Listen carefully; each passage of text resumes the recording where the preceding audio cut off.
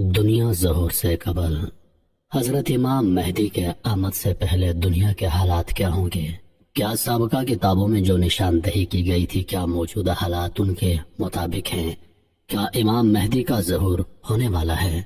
آئیے اس ویڈیو میں ملاحظہ کرتے ہیں۔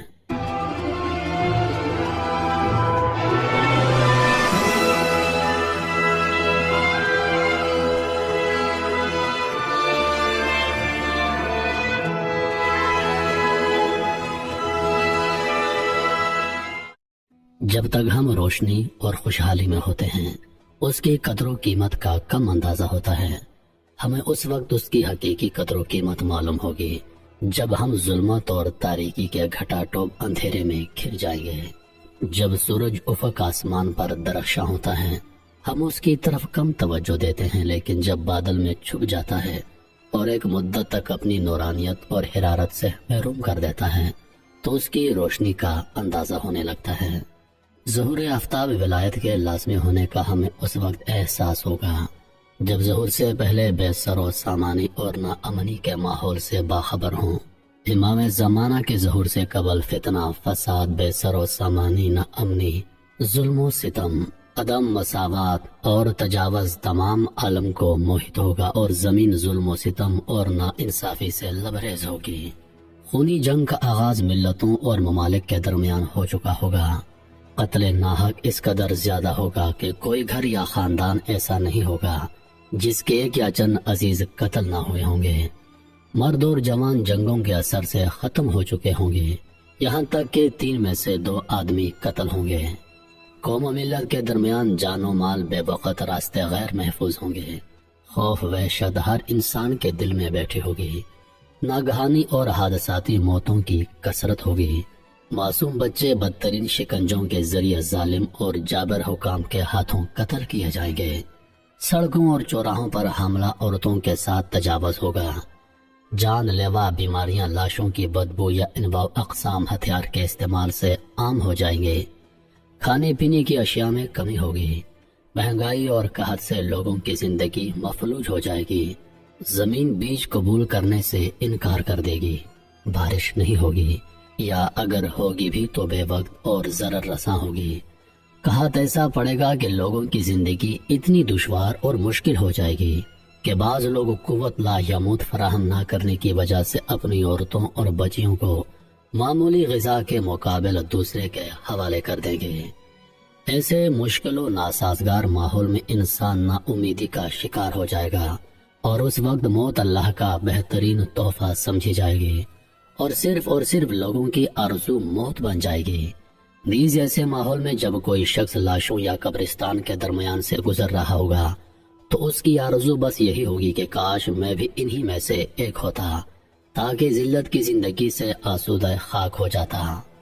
اس وقت کوئی طاقت پارٹی انجمن نہ ہوگی جو اس بے سر و سامانی تجاوز غارتگری کا سدباب کرے اور ستمگروں اور طاقتوروں کو ان کی بد کرداری کی سزا دے۔ لوگوں کے کانوں سے کوئی نجات کی آواز نہیں ٹکرائے گی۔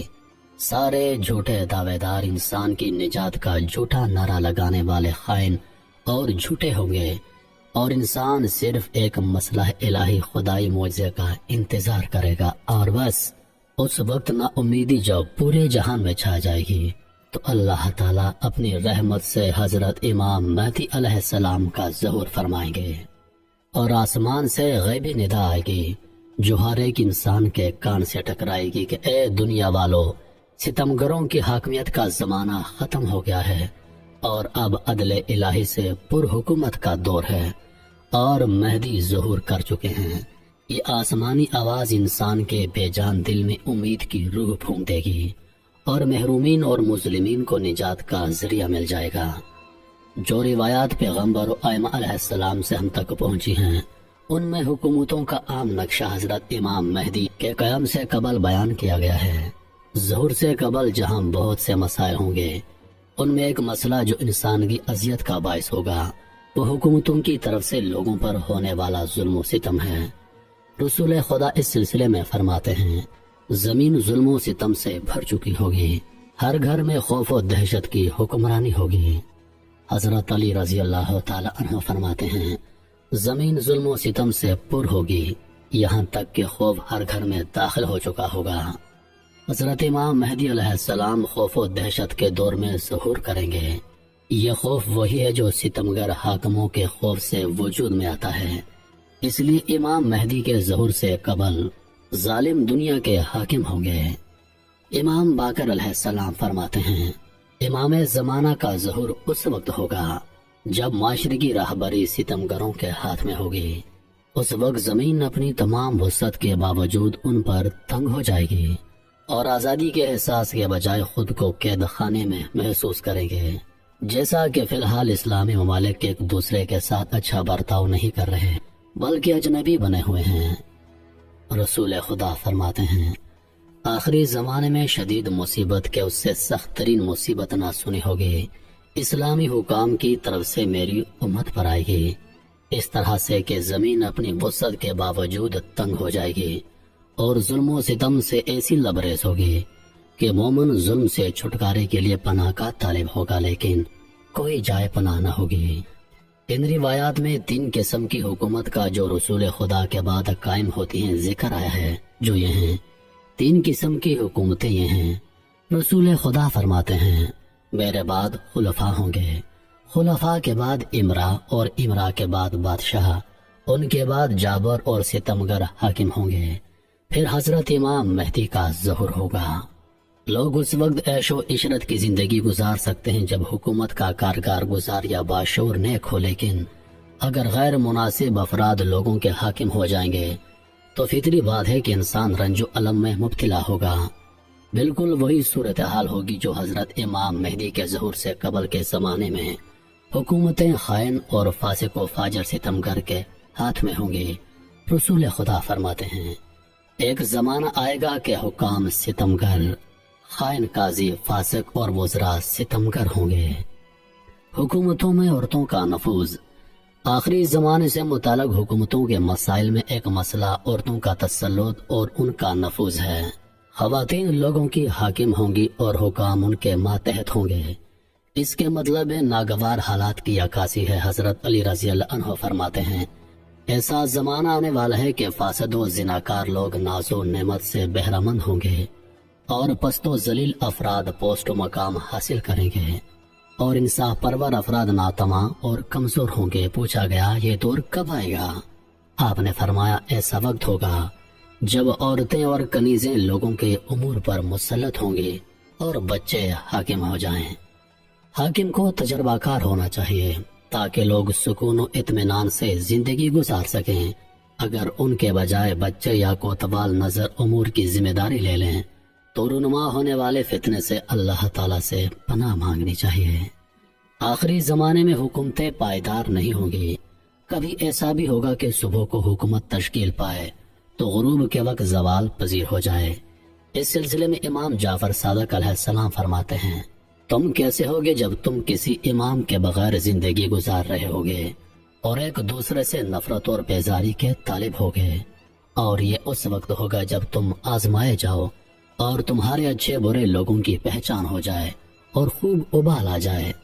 اس وقت جب تلواریں کبھی غلاف میں تو کبھی باہر ہوں گی، جنگ کے شعلے بھڑک رہے ہوں گے، ایک حکومت دن کی ابتدا میں تشکیل پائے گی اور آخری روز میں زوال پذیر ہو جائے گی، یعنی کہ گر جائے گی۔